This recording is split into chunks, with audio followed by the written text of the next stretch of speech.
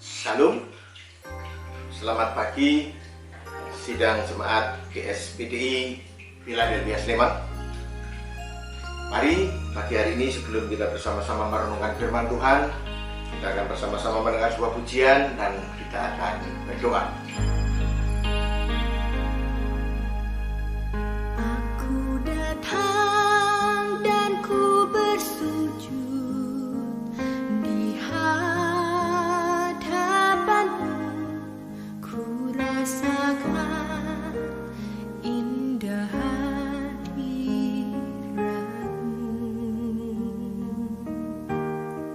Telah ku buka mata hatiku dan seluruh jiwaku untuk ku nikmati firman-Mu. Firman-Mu yang kuasa untuk mengubah sikap hati. Firman-Mu yang tegakkan di saat ku terjatuh. Renungkanlah bejanaku dengan air sungai-Mu. Ku haus akan firman-Mu.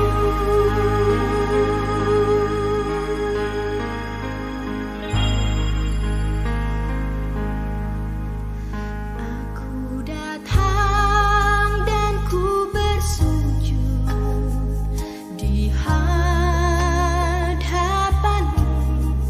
ku rasakan indah hadirat-Mu.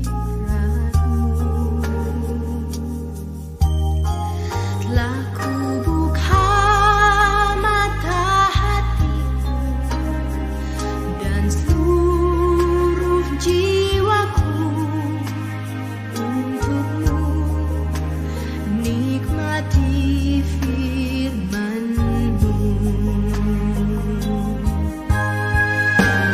Firman-Mu yang kuasa untuk mengubah sikap hati.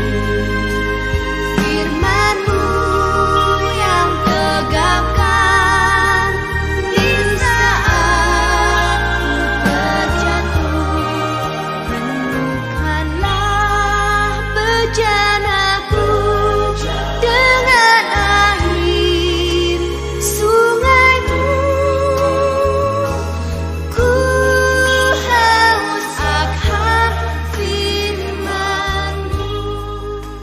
Terima kasih Tuhan buat berkat-Mu pada pagi hari ini Tuhan. Sebentar kami akan mendengarkan sebagian daripada firman-Mu Tuhan. Kami mau mempersiapkan hati kami yang terbaik untuk ditaburi oleh kebenaran firman-Mu. Terima kasih Tuhan, kami mengucap syukur hanya di dalam nama Tuhan suka berdoa. Haleluya, amin. Baik Bapak Ibu dan Saudara yang dikasihi oleh Tuhan Yesus, pagi hari ini kita akan bersama-sama merenungkan firman Tuhan yang diambil dari 2 Timotius 2 ayat 1 sampai 4 yang berbunyi demikian. Sebab itu, hai anakku, jadilah kuat oleh kasih karunia dalam Kristus Yesus. Apa yang telah engkau dengar daripadaku di depan banyak saksi, percayakanlah itu kepada orang-orang yang dapat dipercayai, yang juga cakap mengajar orang lain.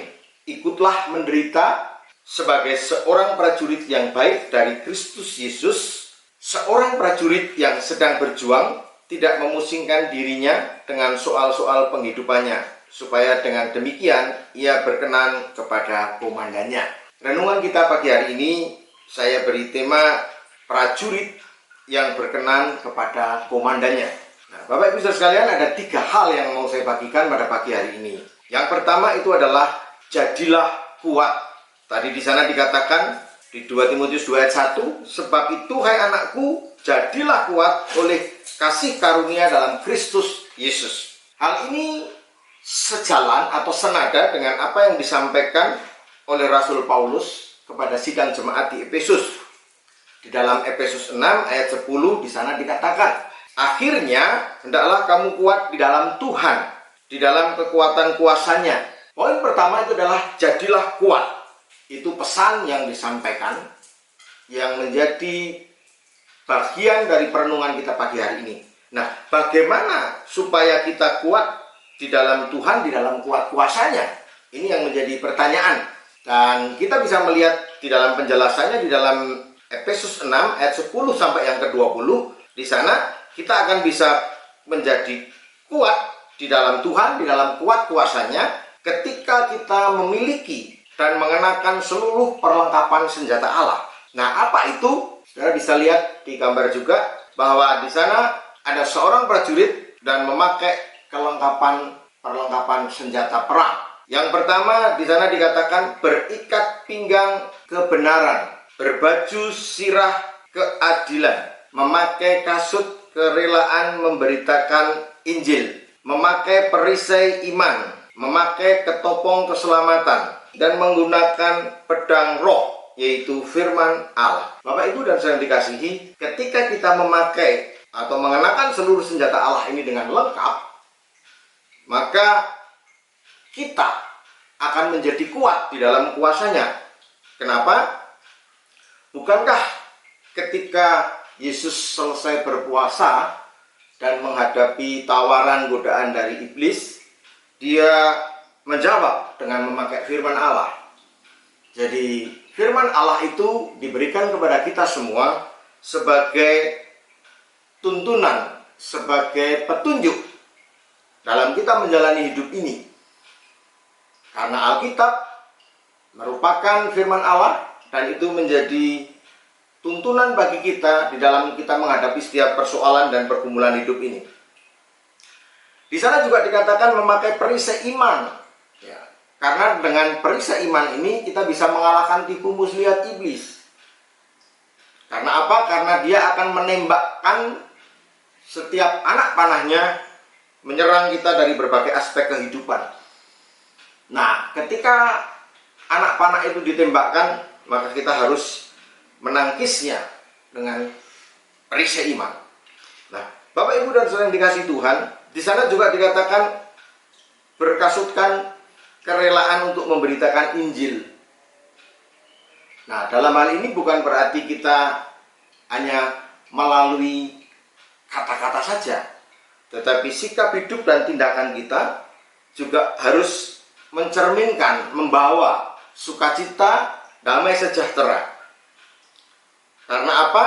Karena kita juga memegang prinsip kebenaran dan keadilan.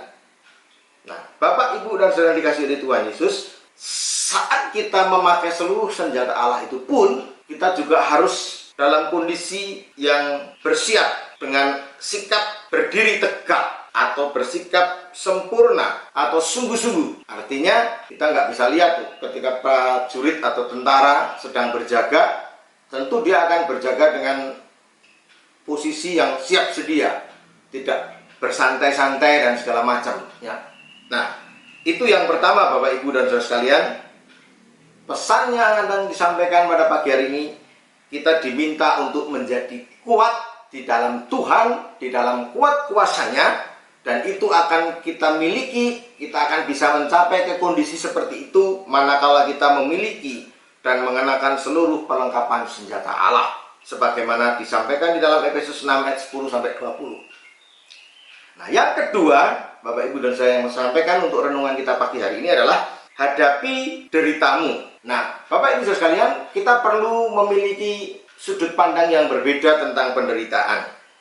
Nah, ternyata Alkitab mengatakan kepada kita semua, menjelaskan kepada kita semua bahwa di dalam Filipi 1 ayat yang ke-29 di sana dikatakan bahwa penderitaan itu juga adalah karunia Allah. Karena di sana dikatakan sebab kepada kamu dikaruniakan bukan saja untuk percaya kepada Kristus, melainkan juga untuk menderita untuk Dia. Bapak, Ibu, dan saudara sekalian, jadi untuk percaya kepada Yesus itu memang adalah satu anugerah, satu karunia.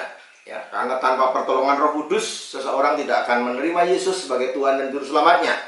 Tetapi itu tidak cukup, karena ternyata apa di sana dikatakan selain karunia percaya, juga ada karunia menderita untuk dia, untuk Yesus. Jadi akan ada hal-hal yang tidak mengenakkan, tidak menyenangkan. Jadi tidak selalu bahwa mengikut Tuhan itu selalu diberkati, selalu semua tercukupi segala macam.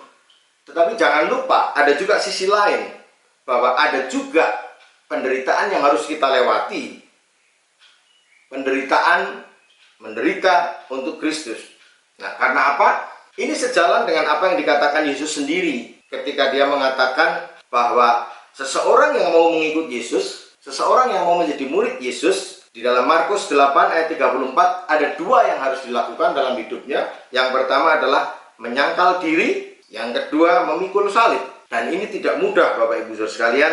Menyangkal diri butuh perjuangan, butuh latihan dari hari ke hari terus menerus. Dan juga memikul salib. Nah, salib tiap orang berbeda-beda Bapak Ibu Saudara sekalian. Tidak ada yang sama. Ya, jadi dua syarat ini disampaikan atau dikatakan Yesus kepada orang-orang yang mau mengikut dia. Jadi Bapak Ibu dan saudara sekalian yang mengikut Yesus, yang percaya kepada Yesus, mari kita juga harus menyiapkan diri kita untuk saat-saat atau momen-momen di mana kita harus menyangkal diri, mengikuti salib. Kita ingin sesuatu, tetapi kita tidak bisa. Karena apa? Ya, karena kita memang menolak. Karena itu merupakan bagian dari penyangkalan diri kita. Ketika kita mengalami masalah dalam kehidupan kita, ya, kita harus melihat bahwa jangan-jangan itu bagian dari salib yang harus kita pikul. Nah, penderitaan itu juga merupakan sarana untuk persekutuan dengan Yesus. Filipi 3 ayat 10 mengatakan, yang ku kehendaki ialah mengenal dia dan kuasa kebangkitannya dan persekutuan dalam penderitaannya, di mana aku menjadi serupa dengan dia dalam kematiannya. Nah, Bapak Ibu dan saudara sekalian, Rasul Paulus memiliki kerinduan yang luar biasa dalam hidupnya. Dia menginginkan sesuatu, yaitu pengenalan akan Yesus dan kuasa kebangkitannya. Nah, ini penting Bapak Ibu bagi saudara sekalian. Mengenal dia dengan benar dan kuasa kebangkitannya itu merupakan kunci. Karena ketika kita tidak mengakui kebangkitan Yesus di dalam hidup kita, maka iman Kristen bukan seperti itu. Ya. Tetapi iman Kristen didasarkan juga kepada kematian dan kebangkitan Yesus yang menang atas maut. Nah, Bapak Ibu dan sekalian, penderitaan yang terjadi dalam hidup kita itu sebetulnya ada 3 sumber penyebabnya. Yang pertama memang betul dari iblis. Ketika kita lihat dalam kisah Ayub, hidup yang begitu nyaman, begitu tenang, tiba-tiba Ayub harus mengalami badai kehidupan luar biasa. Harta bendanya ludes, anak-anaknya mati semua, dia sakit kulit yang begitu luar biasa, mengalami penderitaannya, istrinya mengolok, menghujat, dan menyuruh dia meninggalkan Allah. Nah, itu semua karena memang iblis yang minta kepada Allah. Jadi semua itu diberikan oleh iblis, penderitaan-penderitaan itu. Tetapi tentu saja di dalam kisah Ayub, dalam kitab Ayub, kita melihat bahwa itu terjadi atas izin Allah memang. Jadi yang pertama memang bisa jadi iblis yang menyerang, bertubi-tubi. Tetapi sekali lagi itu pun terjadi ketika Allah izinkan sebagai bagian kita mengalami penderitaan. Yang kedua, kisah Abraham.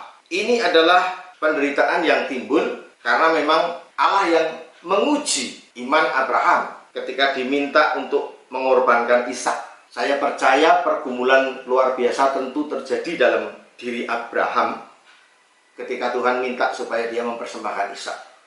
Bagaimana tidak, anak yang sudah ditunggu-tunggu sekian lama dan itu didapat menjelang di usia tuanya.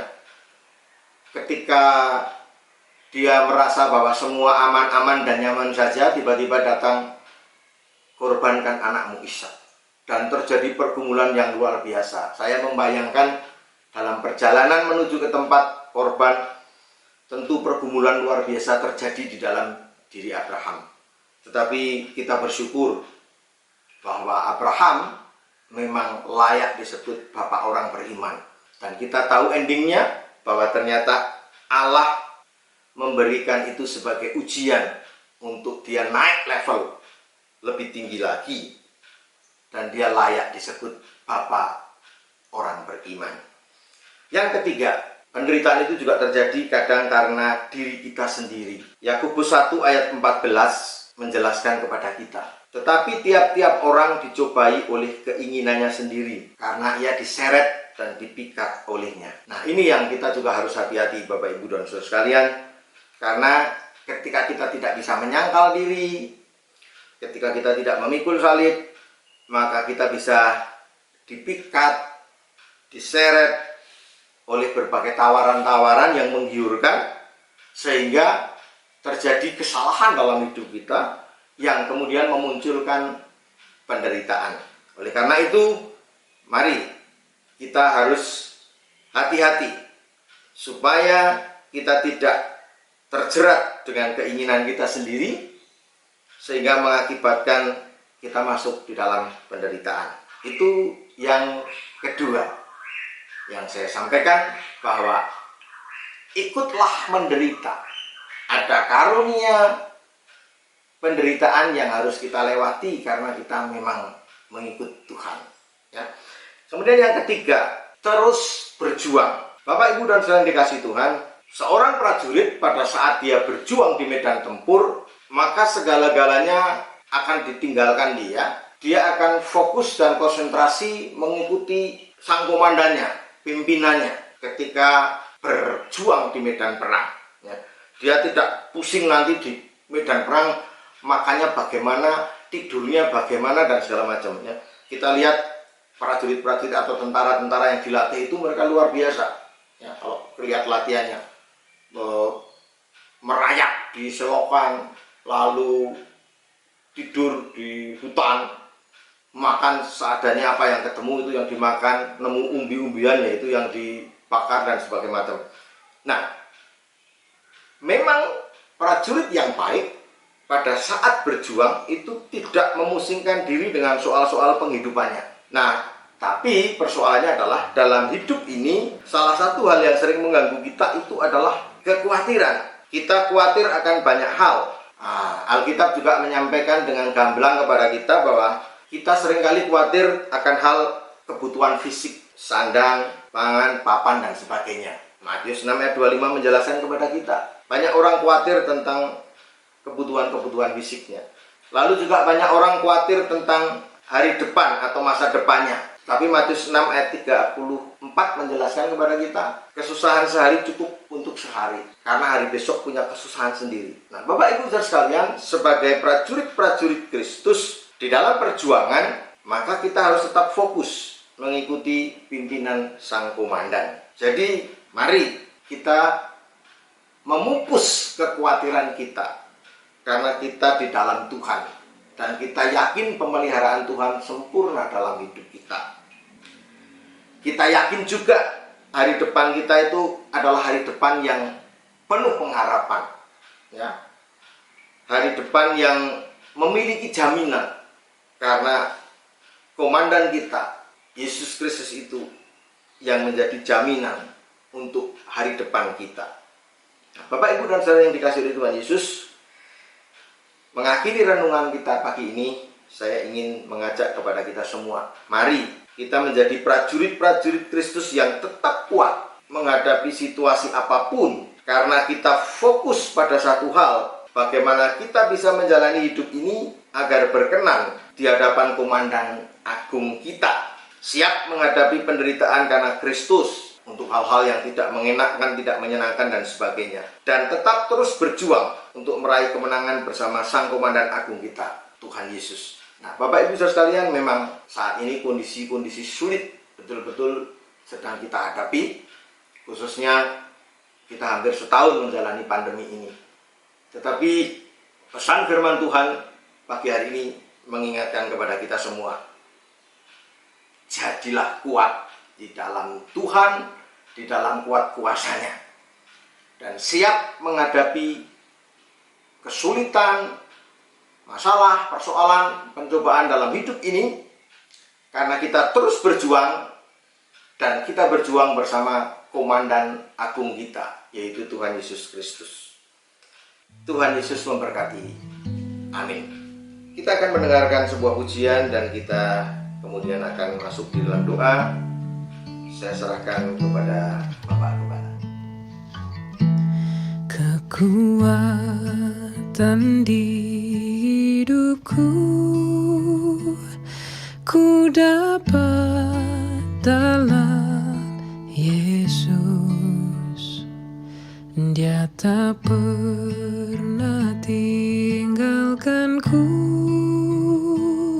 setia menopangku, berseru berharap dalam Yesus.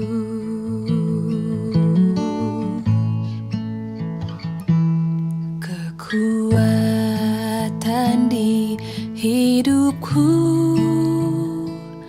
ku dapat dalam Yesus. Dia tak pernah tinggalkanku, setia menopangku, berseru berharap dalam Yesus. Ajaib Kau Tuhan, penuh kuasa, sanggup pulihkan keadaanku. Dalam tangan-Mu seluruh hidupku tak akan goyah selamanya.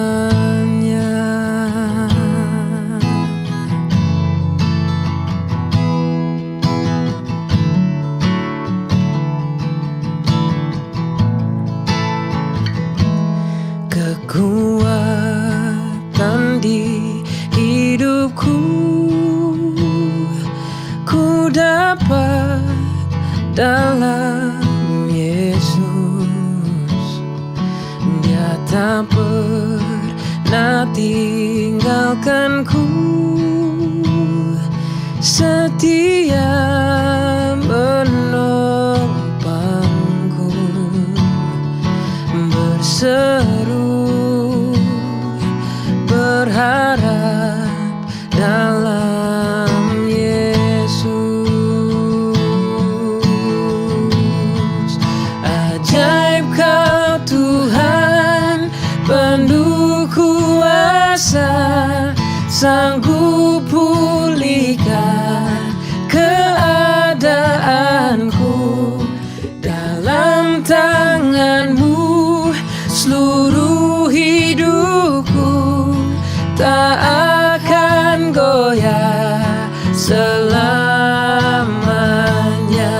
Ajaib Kau Tuhan, penuh kuasa, sanggup pulihkan keadaanku. Dalam tangan-Mu seluruh hidupku tak akan goyah selamanya, tak akan goyah selamanya, tak akan goyah selamanya.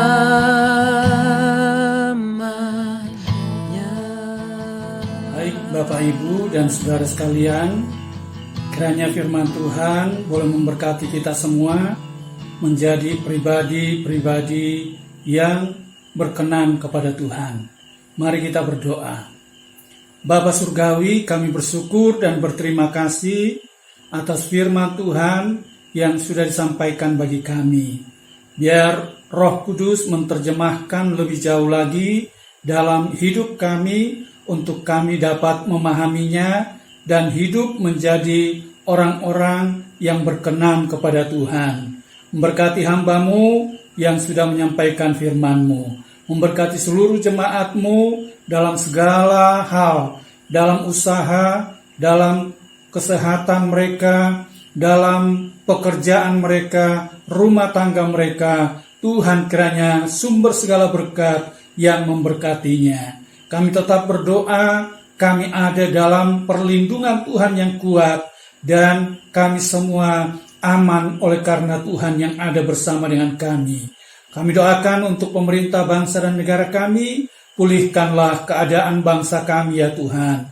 Khususnya pada hari-hari ini, masa-masa yang begitu berat yang dihadapi oleh bangsa kami, oleh pemerintah kami. Tetapi pada Tuhan selalu ada jalan dan cara yang terbaik untuk dapat memulihkan bangsa kami, agar kemuliaan Tuhan boleh dinyatakan di tengah-tengah bangsa kami. Ampuni kami semua, sucikan, kuduskan kami, dalam nama Tuhan Yesus Kristus. Dan sekarang Bapa, kedangkan tangan-Mu, turunkanlah kiranya berkat-Mu atas kami sekalian, dan kami terima berkat-Mu yang melimpah, di dalam berkat nama Allah Bapa, Putra, dan Roh Kudus, yaitu dalam nama Tuhan Yesus Kristus. Haleluya, amin. Selamat pagi, Tuhan Yesus memberkati.